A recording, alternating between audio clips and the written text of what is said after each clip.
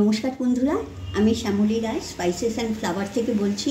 আজকে আমি আমার বাগানের পাকা আম দিয়ে, আমার গাছের পাকা আম দিয়ে আপনাদেরকে একটা অসাধারণ রেসিপি করিয়ে দেখাবো, আমের লাড্ডু। সত্যি বন্ধুরা, এই আমের লাড্ডু আপনারা যারা খাননি তারা একবার বানিয়ে খাবেন, তারপরে আমাকে কমেন্টে বলবেন এর স্বাদ আর টেস্ট কি অসাধারণ হয়। যেমন দেখতে হয় তেমনি সুন্দর হয়। তাহলে আমটা আমি প্রথমে আমগুলো একটু ধুয়ে নিচ্ছি, আপনাদেরকে দেখাচ্ছি বন্ধুরা আমার বাগানের আম কেমন সুন্দর। একটা গাছে এর 4 ডবল আম হয়। অর্ধেক আম পাড়া হয়ে গেছে আর আজকে লাস্ট অর্ধেক পাড়া হলো। এবার রেসিপিটা করার জন্য দেখুন আমি আমটাকে একদম কেটে নিচ্ছি এইভাবে। এবারে আমটা কেটে নিয়েছি, এবারে এর ভেতরের পাল্পটা এরকম করে একটা চামচ দিয়ে এটাকে আমি বার করে দিচ্ছি। আমি এই পাল্পটা পুরো দুটো মিষ্টি বানাবো বলে এতটা পাল্প নিলাম। এটাকে আমি একটু পেস্ট করে নেবো, একদম মিহি পেস্ট। আমি আমের লাড্ডুটা বানাবো, তার জন্য দেখুন কী কী নিয়েছি। সুজি নিয়েছি আর খোয়া ক্ষীর নিয়েছি আর এখানে দুধ নিয়েছি। আর কী কী দিচ্ছি সেটা আপনাদেরকে দেখাচ্ছি। প্রথমে আগে আমি একটা পুর বানিয়ে নেব খোয়া ক্ষীরটা দিয়ে।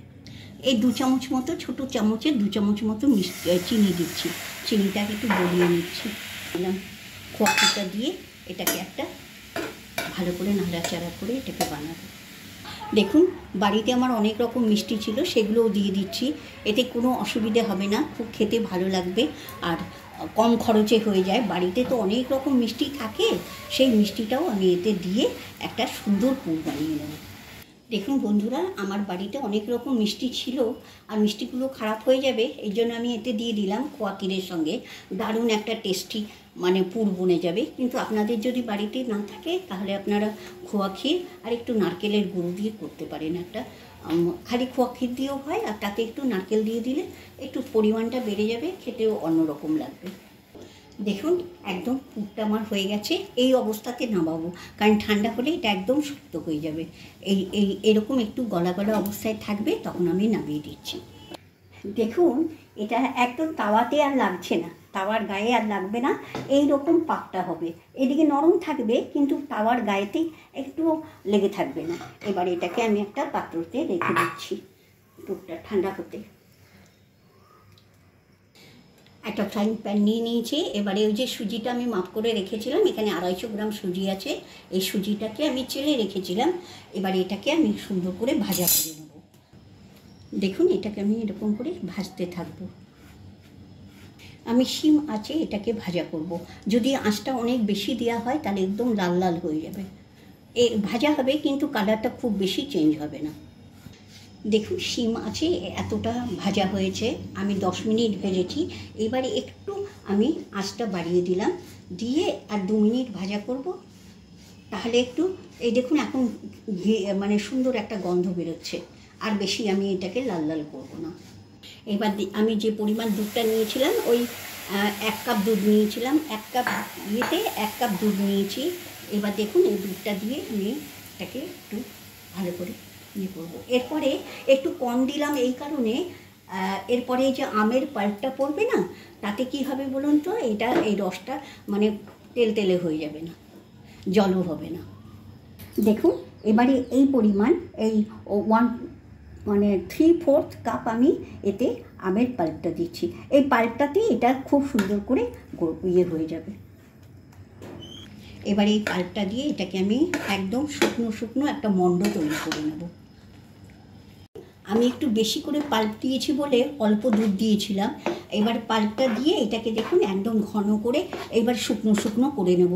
আর বন্ধুরা একটাও যেন লাম্প না থাকে, আর যদি আপনাদের বাই চান্স লাম্প এসে যায় তাহলে একটু ছেঁকে নেবেন স্ট্রেনার দিয়ে, তাহলে আর একটাও লাম্প থাকবে না।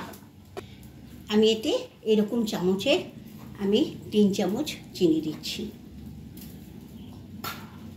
দেখুন এটাকে একদম ঘন করে নেব, একদম সেদ্ধ হয়ে যাবে সুজিটা আর ঘন হয়ে একটা মণ্ড মতো হয়ে যাবে। ততক্ষণ পর্যন্ত এটাকে আমি রান্না করব। আর এবারে আমি এতে 1 চামচ ঘি দেবো। দেখুন গাওয়া ঘি 1 চামচ মতো, ব্যাস। বন্ধুরা এইভাবে একবার আমের লাড্ডু করে খেয়ে দেখুন, তারপরে আমাকে কমেন্টে আপনারা জানাবেন এর যে কি স্বাদ, আর একদম নতুন ধরনের একটা রান্না, আর বানানো খুব কষ্টও নয়, একদম সোজা প্রসেসে এটা বানিয়ে নেওয়া যায়, একদম সহজ হাতে, কোনো বেশি ইনগ্রেডিয়েন্টও লাগে না। এই দেখুন যখনই হয়ে আসবে না তাওয়া থেকে সমস্ত, এই দেখুন তলাটা ছেড়ে যাবে। দেখুন বন্ধুরা, একদম তাওয়াটার গা থেকে নেমে আসছে, মানে আমার হয়ে গেছে, মন্ড হয়ে গেছে, মন্ডর মতো তৈরি হয়ে গেছে। আর 1 মিনিট আমি এইভাবে মানে নাড়াচাড়া করব। আর দেখুন আমার কোথাও একটুও লাম্প পড়েনি।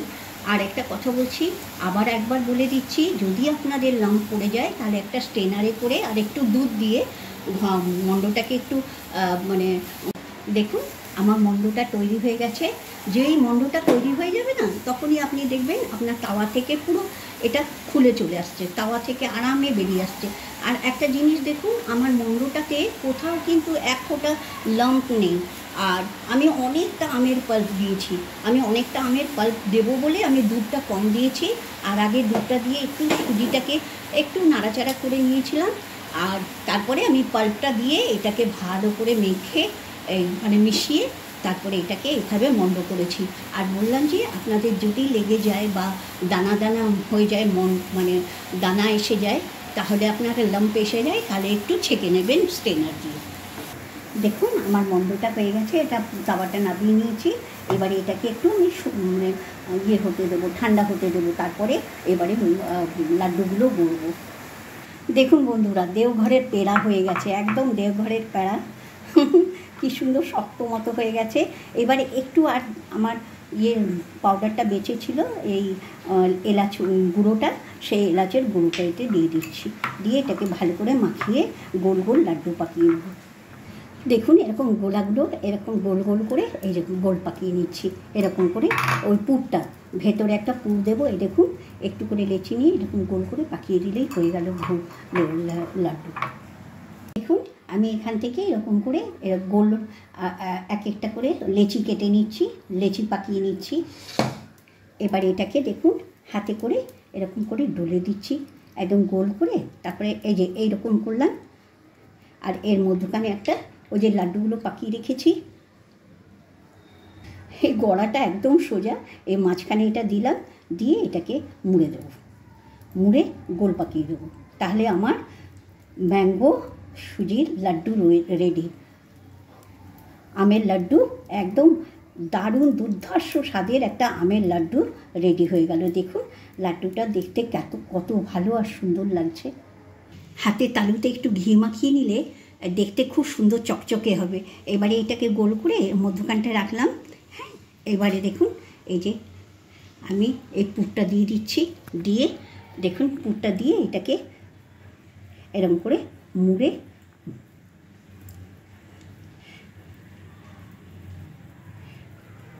এবারে দেখুন গোল করে একদম লাড্ডুর মতো আকার দিয়ে দিচ্ছি। আর বন্ধুরা আপনাদেরকে বলছি, এটা এত সহজ প্রসেস, যে কেউ বানিয়ে নিতে পারবে। দেখতে দেখুন কত চকচকে সুন্দর হচ্ছে। বন্ধুরা আমি এইভাবে প্রত্যেকটা লাড্ডু বানিয়ে দিচ্ছি। দেখুন বন্ধুরা, আমের মিষ্টি লাড্ডু কেমন সুন্দর হয়েছে, একবার যেমন দেখতে হয়েছে তেমনি এটা। এবার আমি ওকে একটু ডেকোরেট করার জন্য একটু টুটি ফুটি আর ড্রাই ফ্রুটসের টুকরো দিয়ে এটাকে একটু ডেকোরেট করে দিয়েছি। দেখুন সাজিয়ে দিয়েছি, দেখতে বেশ ভালো লাগবে। আমার আমের মিষ্টি লাড্ডু একদম তৈরি। যেমন লাড্ডুটা দেখতে তেমনি খেতে, একবার করে খাবেন আপনারা। আর বন্ধুরা আমার ভিডিওটা যদি আপনাদের ভালো লাগে অবশ্যই আমাকে একটু লাইক, শেয়ার অ্যান্ড সাবস্ক্রাইব করবেন। আর আপনারা সকলে খুব খুব ভালো থাকুন, আনন্দে থাকুন, খুশিতে থাকুন। আর কেটে দেখাচ্ছি, দেখুন লাড্ডুটা, দেখুন ভেতরটা একদম নরম সফট, একদম লাড্ডুটা খুব সুন্দর। আর ও লাড্ডুটা তো একদম নরম তুলতুলে হয়েছে, দেখুন একদম নরম তুলতুলে, আপনার মুখে দিলেই গলে যাবে, এমন সুন্দর লাড্ডু হয়েছে।